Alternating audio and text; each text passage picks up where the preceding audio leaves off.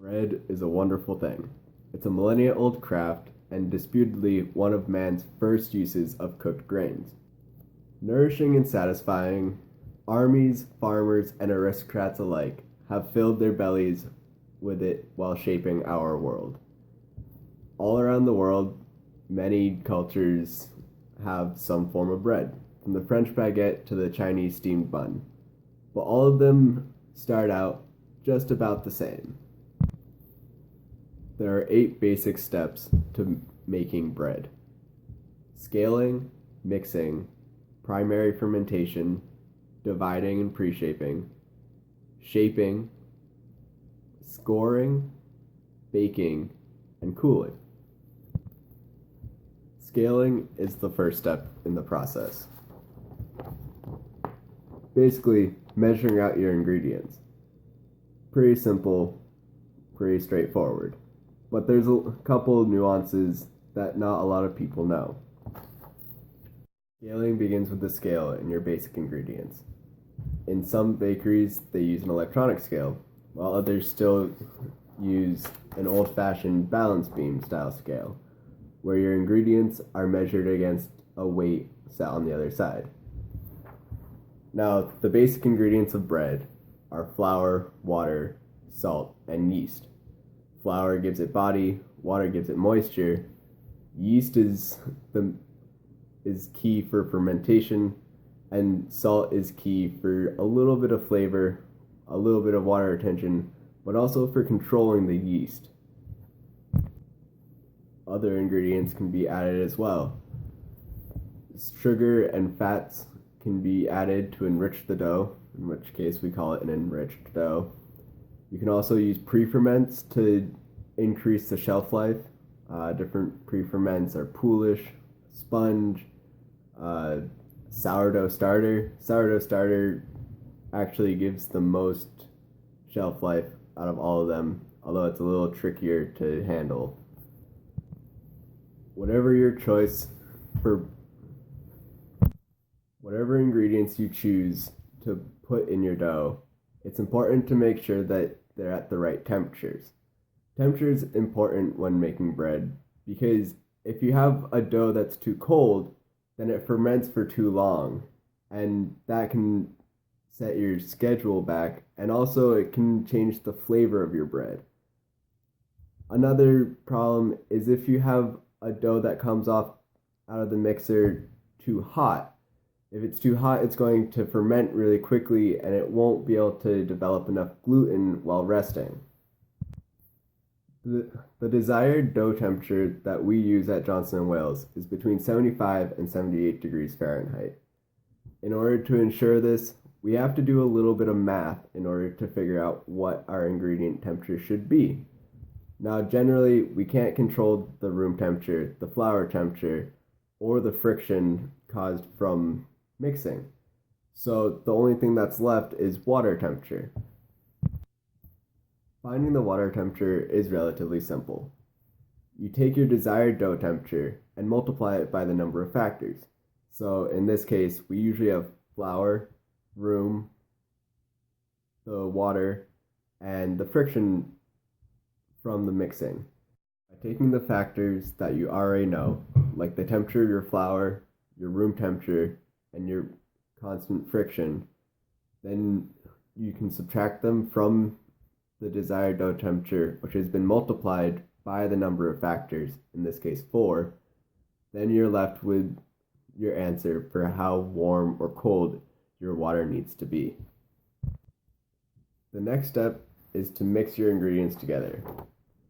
So most bakeries use a large spiral mixer. In a spiral mixer, you have a dough hook that spins in one direction, while the bowl itself spins in the opposite direction. There's also a metal arm in the back of the bowl that helps to fold over the dough, making it more like kneading by hand rather than just whipping the dough around with a dough hook. Mixing is broken up into 2 stages. In the first stage, we're really just looking to hydrate the flour with the water. Just make sure everything is incorporated. It's usually done at a rather low speed and for more time than the second stage.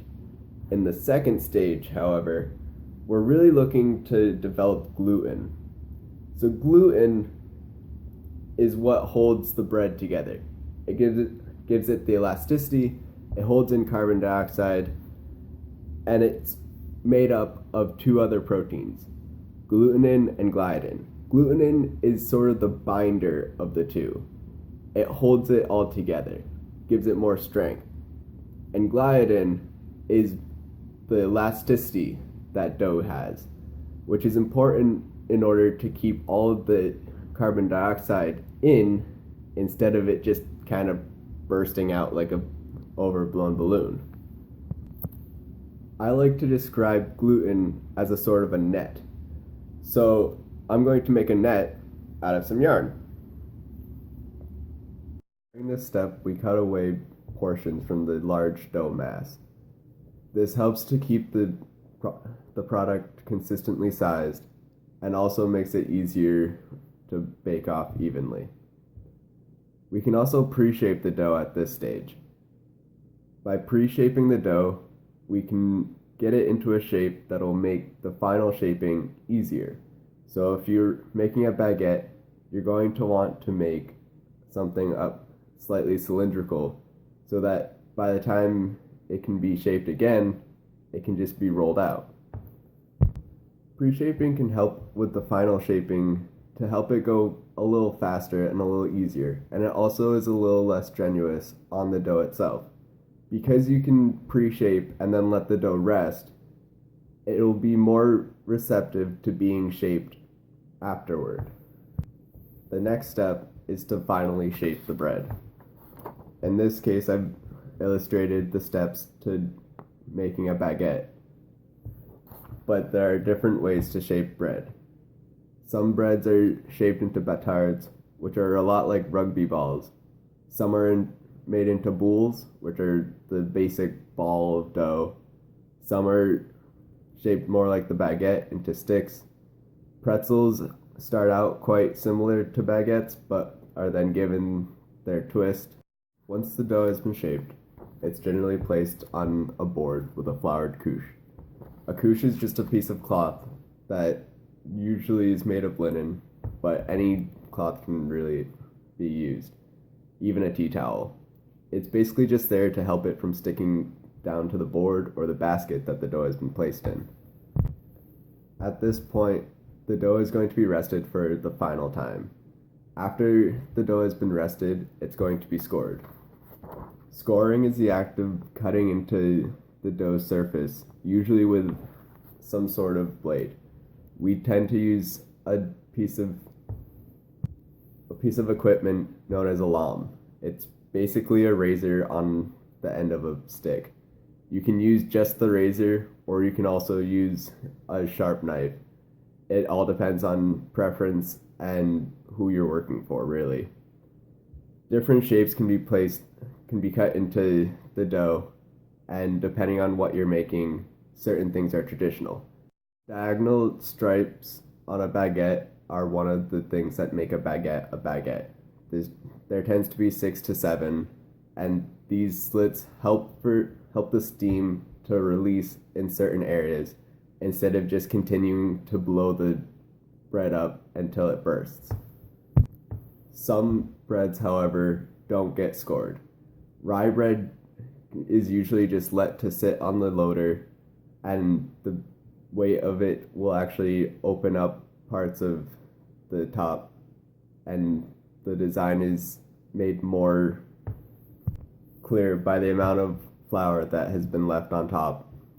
Also, ciabatta is one of those doughs that you don't usually score. It tends to be too difficult to score, and other breads just don't get a score.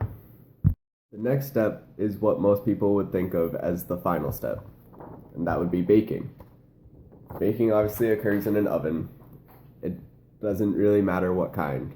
At school, we use both a hearth oven and a convection oven, depending on what bread we're making. Basically, during the process of baking,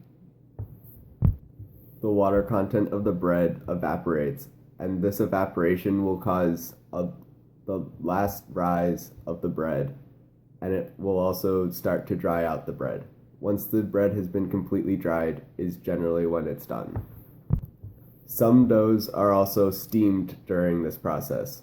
Baguettes usually get about 5 minutes of steam out of their 20-minute bake. The steam is going to help create a crunchy crust and also give it a slight sheen. It's very obvious when you look at baguettes. If one of them wasn't steamed, it'll look a lot duller and the color just won't be as great. After the baking, loaves are removed from the oven and placed on wire cooling racks. Once the bread is cooled, it can be sold or eaten or stored away for later. If you're going to store and freeze the bread, it should be wrapped tightly in saran wrap and then placed in the freezer after it's been cooled to room temperature. If you try to wrap it before it's completely cool, you're going to get a lot of condensation and your dough is going to get a little mushy in the freezer. It's also a good idea that if you know you're going to freeze your bread, to take it out of the oven a little earlier than you would if you were going to use it that day. This will allow you to be able to put the bread back into the oven once it's been taken out of the freezer and heat it up again without worrying about burning it. And that's it, the 8 steps of bread baking. Hopefully it wasn't as painful for you to watch as it was for me to make. Bye.